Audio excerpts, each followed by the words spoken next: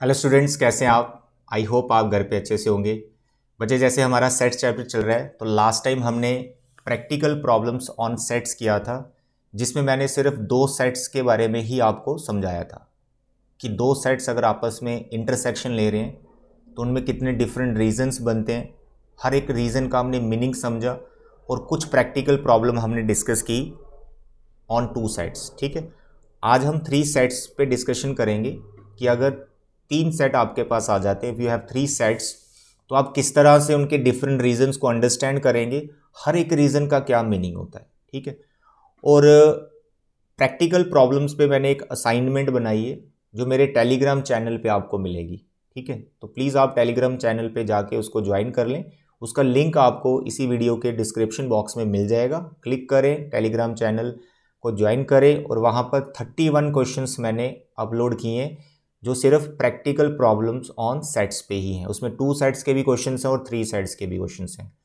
तो अभी जो मेरा लेक्चर चल रहा है उसमें मैं फॉर्मूला कोई नहीं आपको बता रहा हूँ, सिर्फ आपको with the help of Venn diagram in practical problems को सॉल्व करना है, यानी फाइंड करना है जो भी पूछ रखा है। तो आपको पहले तो डिफरेंट रीजंस की नॉलेज होनी चाहिए, जैसे 2 सेट्स में आपने सीख लिया हुआ है।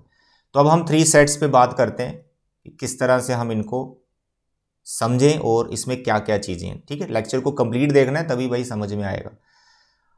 तो देखें यहाँ पर, if you have three sets and they are intersecting each other, यानी ये मान के चल रहे हैं कि इन तीनों में कुछ ना कुछ आपस में कॉमन है।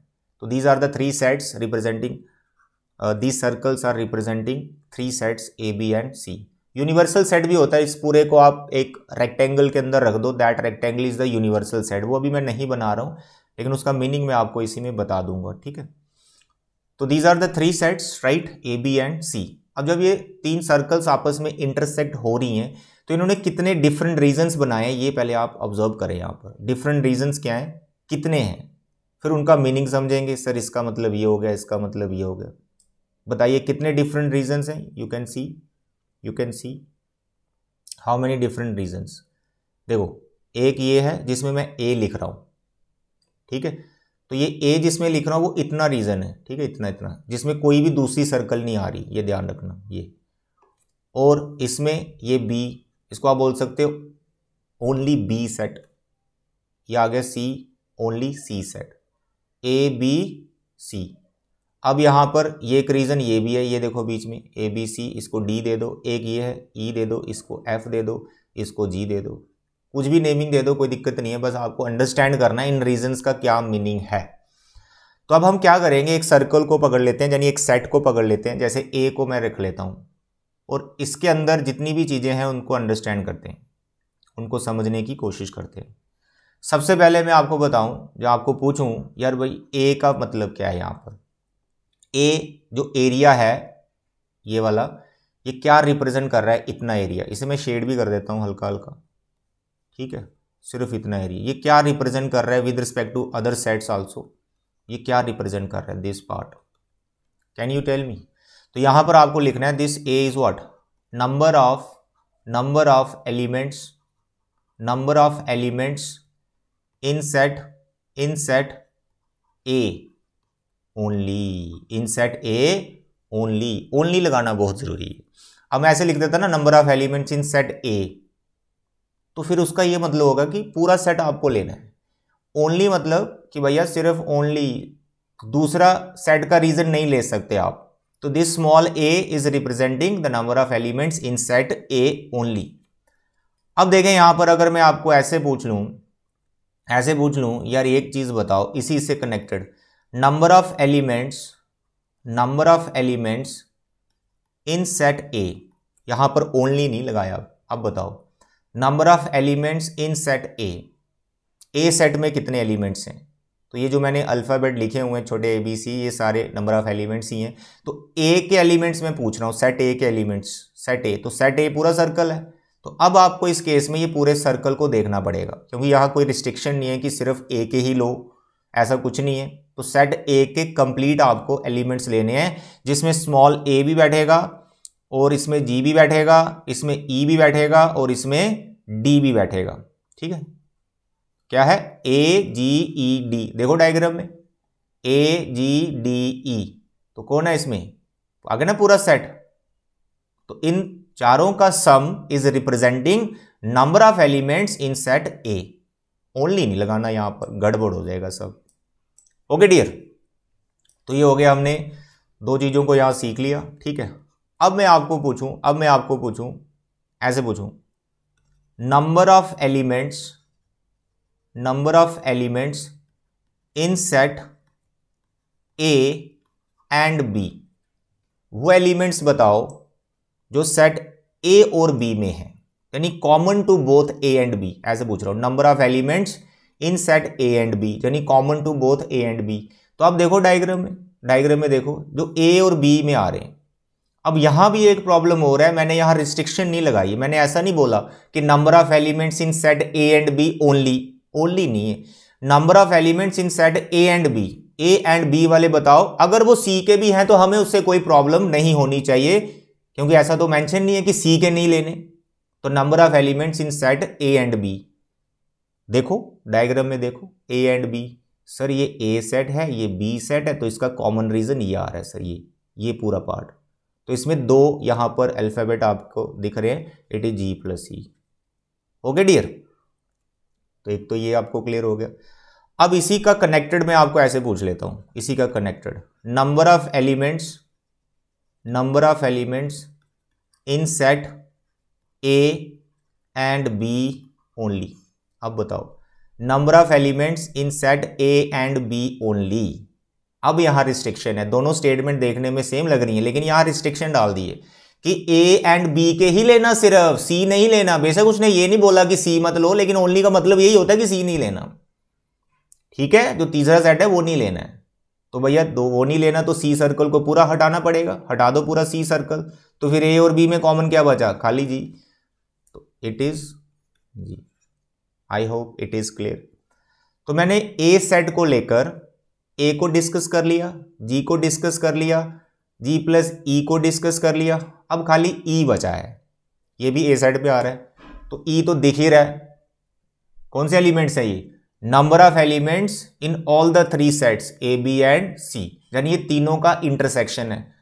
तो ये बड़ा मस्त है, बड़ा इजी है, इसको मैं ऐसे ही लिख लेता हूं, इंग्लिश में नहीं लिख रहा हूं, साइन यूज कर रहा हूं सेट्स के लिए। तो E representing number of elements in set A B and C. Okay dear, तो जैसे मैंने आपको ए को समझाया, जी को बता दिया, ई को बता दिया, G+E बता दिया, A+G+E+D बता दिया, ऐसे ही आप बाकी नंबर्स को भी अंडरस्टैंड कर सकते हो। आप बी सर्कल को पकड़ो, तो मैं आपको पूछूं स्मॉल बी क्या रिप्रेजेंट कर रहा है, तो आपने बोलना स्मॉल बी क्या है, number of elements in set B only. फिर मैं आपको पूछूं यार एफ क्या रिप्रेजेंट कर रहा है, F number of elements in set A B and C only. मैं आपको पूछूं E+F क्या रिप्रेजेंट कर रहा है, E+F number of elements in set B and C. Restriction मत लगाना बी एंड सी पे, क्योंकि E भी ले रहे हो, ए के एलिमेंट भी इसमें आ रहे हैं। ठीक है, फिर मैं आपको बोलूं number of elements in set B, कि बी सेट में कितने एलिमेंट्स हैं, तो भैया G+B+E+F, चारों का सम जो होगा वो number of elements of set B रहेगा। ओके डियर, तो ऐसे सी सर्कल को पकड़ के भी CFED सबका मीनिंग यू कैन अंडरस्टैंड। तो मेन तो भाई ये 4 पॉइंट्स हैं जो मैंने आपको बता दिए। तो कई जगह ऐसा लिखा होता है यार वो एलिमेंट्स बताओ जो सिर्फ एक सेट में आ रहे हैं, लेकिन सेट मेंशन नहीं होता कि कौन सा, ए लेना है, बी लेना है, सी लेना है, ये मेंशन नहीं होता।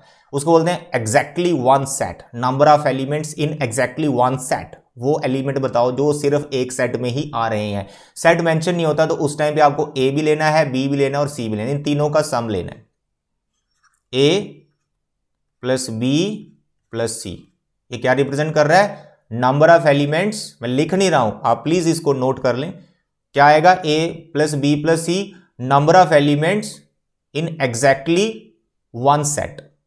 ठीक है, एग्जैक्टली सेट कौन सा है पता नहीं, तो इसलिए तीनों को लेना पड़ता है। तो ऐसे बोला था number of elements in exactly set A, तो फिर तो स्मॉल ए लेना है। Number of elements in exactly one set B, तो फिर आपको ये बी लेना है। लेकिन यहां ये थोड़े बोल रहे हैं कौन सा सेट लेना है, तो A+B+C is what, number of elements in exactly one set, तो वो कोई भी हो सकता है।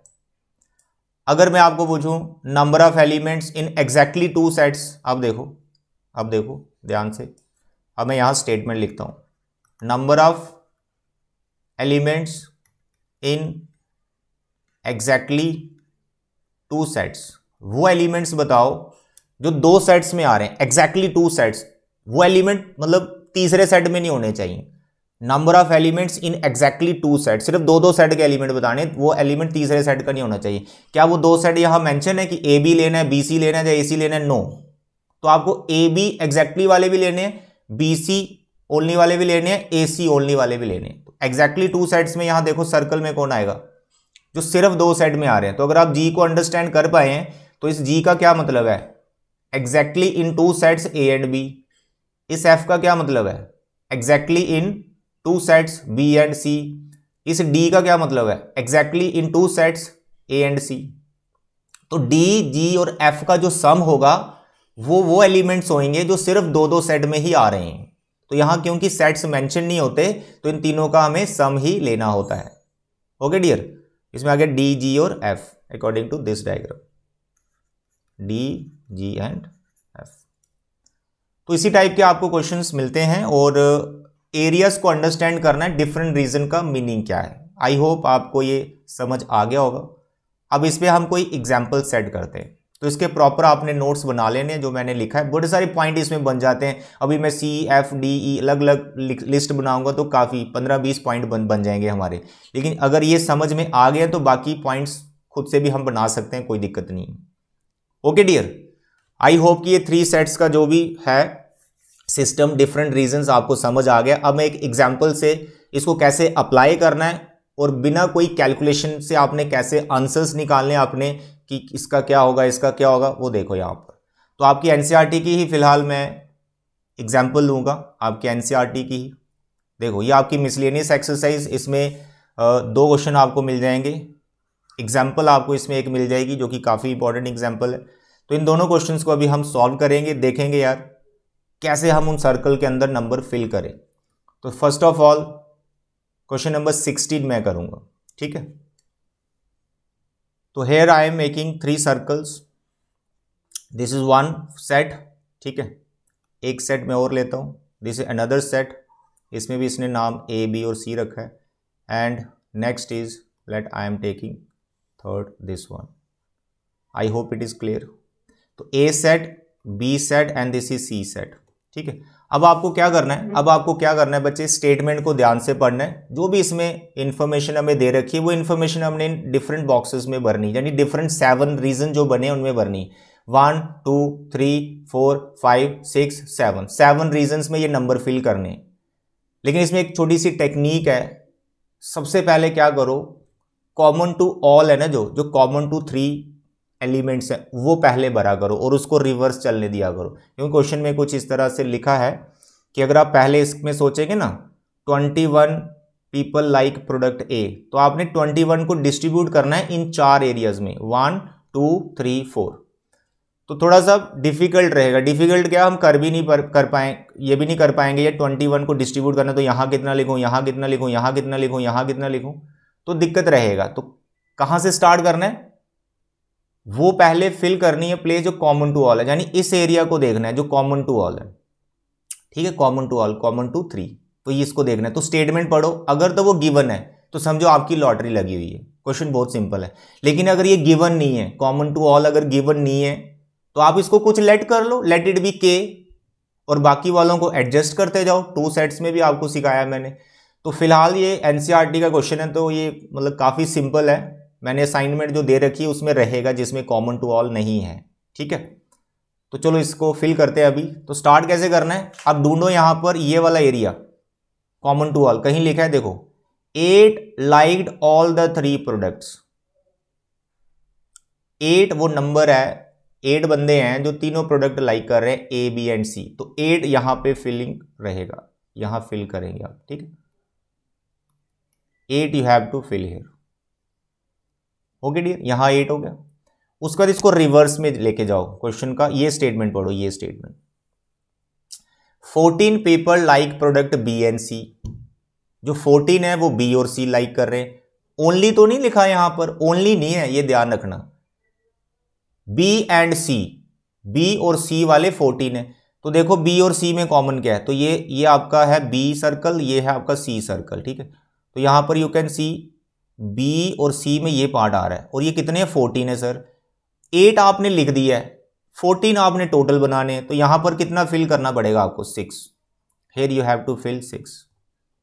आई होप इट इज क्लियर, ठीक है। बी और सी में टोटल कितने थे 14, 8 आपने पहले से भर दिए जो कि बी और सी में आ रहे हैं, तो टोटल 14 बनाना है तो 6 ही भरना पड़ेगा। बस यही आपने एडजस्टमेंट करनी है। प्रैक्टिस के बाद ऐसे विद इन सेकेंड्स आप आंसर निकालोगे 3 सेट्स का भी कोई दिक्कत नहीं। अब थोड़ा सा हम और रिवर्स पढ़ेंगे। यहां देखो क्या लिखा है, 12 people like product C and A. 12 बंदे हैं जो प्रोडक्ट सी और ए को, तो आपका ध्यान देना आपको सी और ए सर्कल पे। तो ये रेड वाला आपका ए सर्कल, ये वाला ब्लू आपका सी सर्कल, तो ए और सी में ये वाला एरिया बैठा, ये वाला एरिया, ठीक है, दिस वन। तो इसमें भरने टोटल 12, 8 तो ऑलरेडी भरा हुआ है, 8 ए और सी में भी आ रहा है, तो 12 इसको बनाना है टोटल, तो यहां कितना फिल करना होगा 4। That's all, I hope it is clear. इसके बाद फिर स्टेटमेंट पढ़ो, रिवर्स जाओ, reverse. 14 people like product A and B. A और बी में 14 है, ए और बी में 14 है, तो ये एरिया है ए और बी का, ये common to A and B, restriction नहीं है, ए और बी लेना है जिसमें सी वाला भी आ सकता है। तो इसमें भरना है आपको कितना 14, 8 पहले से भरा हुआ है, तो यहाँ पे कितना आ जाएगा 6 आ जाएगा यहाँ पर। ओके डियर, हो गई फिलिंग। अब आपको क्या करना है, अब आप स्टार्टिंग से क्वेश्चन को पढ़ सकते हैं, कोई दिक्कत नहीं। अब आप ऐसा देखो, स्टार्टिंग से पढ़ोगे तो यहाँ पे क्या लिखा है, 21 पीपल लाइक प्रोडक्ट ए, ठीक है। यानी ए पूरा का पूरा, ऐसा थोड़ी लिखा है उसने ओनली ए नहीं है, ये ए में टोटल 21 है, तो टोटल में पूरा सर्कल आएगा जिसमें 3 डिफरेंट रीजन उसके आप फिल कर चुके हो, तो यहां एक ऐसा नंबर भरना जिससे टोटल 21 बनना चाहिए। तो अब देख लो 6 और 4 10 और 8 18, तो 21 बनाने टोटल, तो यहां तो 3 ही भरना पड़ेगा आपको। Okay dear, next 26 like product B. भाई बी में चाहिए 26, तो उसमें से 3 उसके रीजन आप भर चुके हो, 6 6 12, 12 और 8 20, टोटल 26 चाहिए, यहां पे 6 भरना होगा। Okay, next 29 like product C. C वाले 29 है, तो काउंट करो 6 4 10, 10 और 8 18, कितने बनाने 29 18, तो यहां कितना भरना पड़ेगा 11, 11 you have to fill here. जब आप ये 7 डिफरेंट रीजंस फिल कर देते हो, उसके बाद दुनिया का कोई भी क्वेश्चन है, आपको बोल दिया गया 3 सेट्स पे ये बताओ वो बताओ, हर एक आंसर आपके पास अब है। मैं आपको पूछूं, चलो इसकी बात करते हैं, इसने क्या पूछा हो, how many like product C. कितने हैं जो सी प्रोडक्ट को पसंद करते हैं। देखो आगे क्या लिखा है, ओनली सी वाले कितने हैं, तो भैया सी सर्कल में जाओ, ओनली सी वाले ढूंढो, तो वो कितने हैं 11। दैट्स ऑल, तो 11 is the answer of this question. कोई कैलकुलेशन नहीं की, थोड़ा सा दिमाग लगाना है, डिफरेंट रीजंस में नंबर को फिल करना है according to the given information. अब इसमें कितने ही क्वेश्चंस बनाए जा सकते हैं, बहुत से क्वेश्चन बनाए जा सकते हैं, 10 से 20 क्वेश्चन इसमें बनाए जा सकते हैं आराम से। मैं पूछूं number of elements presenting in A only, वो एलिमेंट्स बताओ जो सिर्फ ए में प्रेजेंट है, ओनली ए, तो आप बोलोगे sir 3। Number of elements in exactly 2 sets, number of elements in exactly 2 sets, sets mention नहीं है कि कौन से सर, नो एग्जैक्टली 2 सेट्स वाले बताओ, तो वो ए बी भी लेना पड़ेगा, बी सी भी लेना पड़ेगा, ए सी भी लेना पड़ेगा, और एग्जैक्ट वाले लेने हैं, एग्जैक्टली 2 वाले, तो उसमें आएगा 6 6 और 4, ठीक है, 6 6 और 4, ठीक है, ये वाला 6 ये वाला 4 और ये वाला 6 लिया मैंने। तो ये कौन सा रीजन था अभी समझाया, एग्जैक्टली 2 वाले, ठीक है। अगर एग्जैक्टली 1 वाले पूछे हो, सेट मेंशन नहीं हो, number of elements in exactly 1 set, कौन सा सेट पता नहीं लेकिन सारे लेने पड़ते हैं, तो 3 6 और 11 तीनों लेने, तो 3 6 और 11 का जो टोटल बैठेगा वो क्या बताएगा, number of elements presenting, number of elements in set A B and C only. Okay dear, तो इस तरह से बहुत सारे क्वेश्चंस बनाए जा सकते हैं, ठीक है। तो आई होप इट इज क्लियर। अब ये क्वेश्चन नंबर जो 15 है ये आपके लिए छोड़ रहा हूं, इसको आपने खुद करना है, बड़ा ही सिंपल है। सिंपल क्यों है, इसमें भी लॉटरी लगी हुई है। 3 ऑल द 3 न्यूज़पेपर, तो कॉमन टू ऑल जो रीजन है ये सेंटर वाला ये गिवन है, तो जब ये गिवन है तो बाकी वाले एडजस्ट होते जाते हैं, जब ये गिवन नहीं होगा पंगा वहीं पड़ता है। उसकी एग्जांपल भी मैं आपको नेक्स्ट लेक्चर में करवाऊंगा। ओके डियर, तो फिलहाल जो मैंने अपने टेलीग्राम चैनल पे असाइनमेंट दे रखी है 31 क्वेश्चंस हैं, उन सबको आप सॉल्व कर दो। कहीं उसमें कोई दिक्कत आती है तो आप मेरे को व्हाट्सएप कर सकते हो। व्हाट्सएप नंबर मैं इसी वीडियो के डिस्क्रिप्शन बॉक्स में डाल दूंगा, उस नंबर पर आप मेरे को मैसेज भी कर सकते हो, कोई दिक्कत नहीं। ठीक है बेटा, thank you and God bless you.